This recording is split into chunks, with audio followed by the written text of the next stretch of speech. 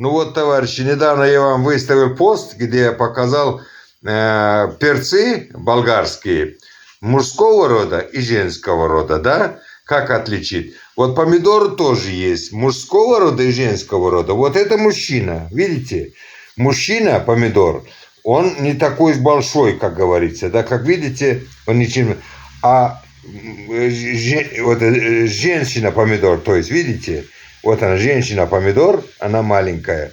А вот мужчина-помидор как отличит? Отличить легко. Вот смотрите.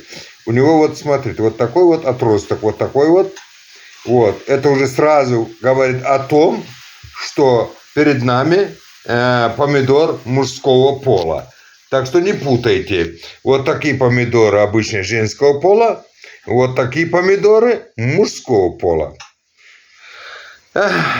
Это сарказм, конечно, но видите как? Красота какая, да? О, помидорчик такой. Вот он. Мужик. Вот. Одним словом, мужик.